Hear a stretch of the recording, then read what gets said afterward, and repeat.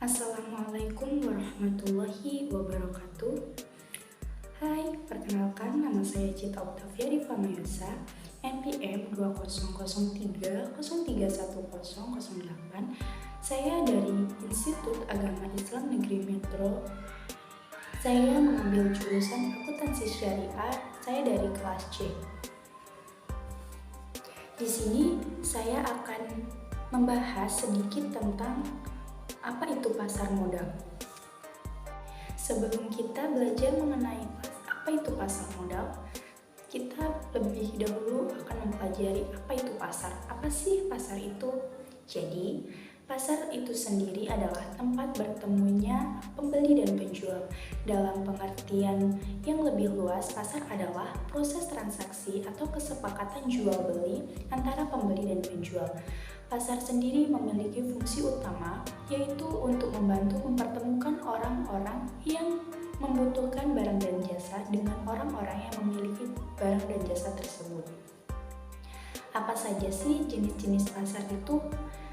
Jenis-jenis pasar itu terdapat 3 bagian. Yang pertama, yaitu pasar berdasarkan ciri transaksinya. Berdasarkan ciri transaksinya sendiri itu dibagi menjadi 2, yaitu pasar tradisional dan pasar modern. Yang kedua yaitu pasar berdasarkan wujudnya. Itu juga dibagi menjadi 2, yaitu pasar nyata dan pasar abstrak. Yang terakhir yaitu pasar berdasarkan modal persaingannya. Dalam modal persaingannya itu sendiri juga dibagi menjadi 2, yaitu pasar persaingan sempurna dan pasar persaingan tidak sempurna.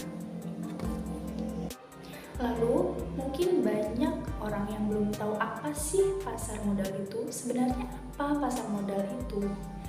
Jadi, menurut Undang-Undang Nomor 8 Tahun 1995 tentang pasar modal mendefinisikan pasar modal atau capital market sebagai kegiatan yang bersangkutan dengan penawaran umum dan perdagangan sekuritas perusahaan publik yang berkaitan dengan sekuritas yang diterbitkan, serta lembaga dan profesi yang berkaitan dengan sekuritas. Konsep pasar modal Indonesia.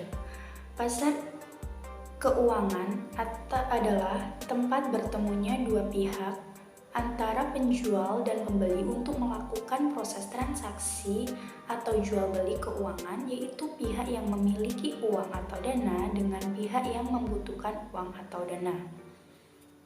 Konsep pasar modal Indonesia dibagi menjadi 3, yaitu yang pertama pasar uang atau money market, yang artinya tempat bertransaksi jual beli produk-produk keuangan jangka pendek, umumnya kurang dari 1 tahun.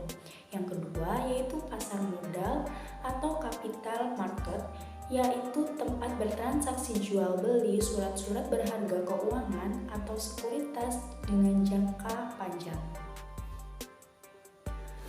Lalu yang ketiga yaitu pasar valuta asing atau falas, yang artinya tempat bertransaksi jual beli mata uang berbagai negara. Perbedaan antara pasar modal, pasar uang, dan pasar komoditas yaitu dilihat dari jatuh tempo surat berharga, tempat transaksi, dan produk yang diperjualbelikan dari masing-masing pasar. Di pasar uang, umumnya diperjualbelikan surat berharga yaitu jatuh temponya kurang dari 1 tahun atau jangka pendek. Sementara di pasar modal, umumnya diperjualbelikan surat berharga yang jatuh temponya lebih dari 1 tahun atau jangka panjang.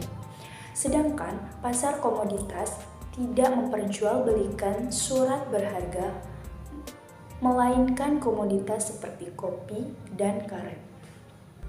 Dilihat dari tempat transaksinya, surat berharga di pasar uang umumnya dilakukan di bank, sementara tempat bertransaksi surat berharga di pasar modal dilakukan di bursa efek, sedangkan jual beli komoditas dilakukan di bursa berjangka. Indikator pasar uang, pasar modal, dan pasar berjangka.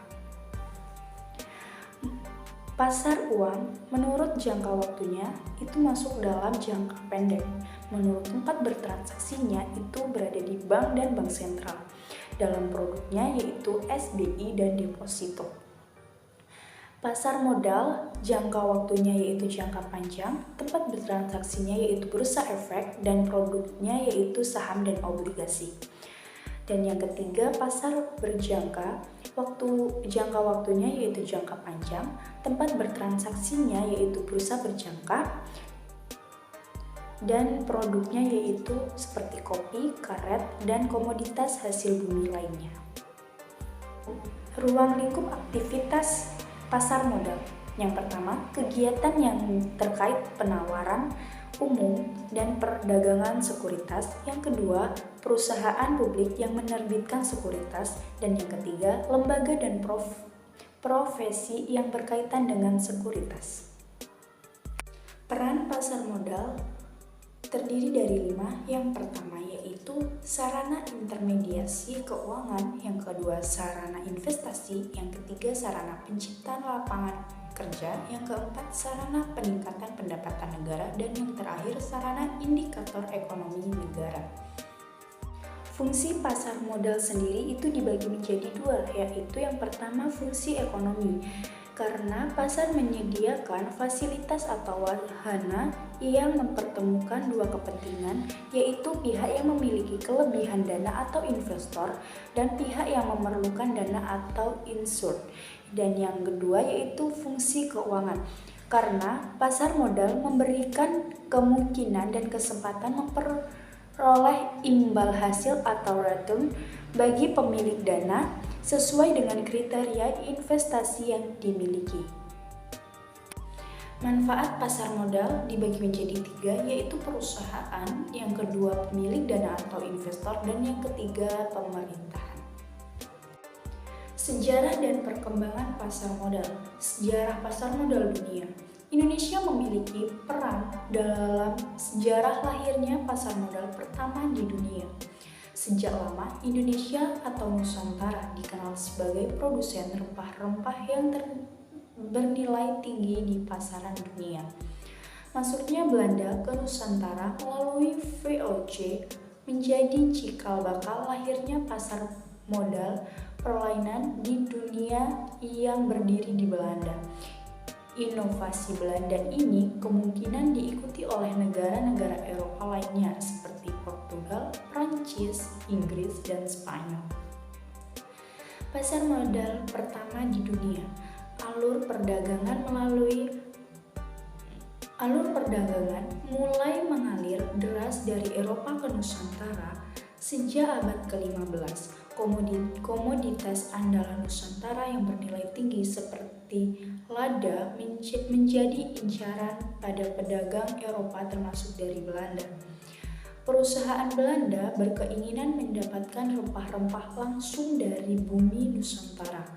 Atas saran Gubernur Jenderal Prince Johann Moritz von Nassau pada tahun 1906 sampai 1979, 3 perusahaan besar di Belanda bekerja sama mendirikan VOC, perusahaan yang bertujuan mendapatkan rempah-rempah di bumi pertiwi pada tanggal 20 Maret 1602. Sekian penjelasan sedikit mengenai pasar modal. Mohon maaf jika banyak kesalahan kata. Saya akhiri. Wassalamualaikum warahmatullahi wabarakatuh.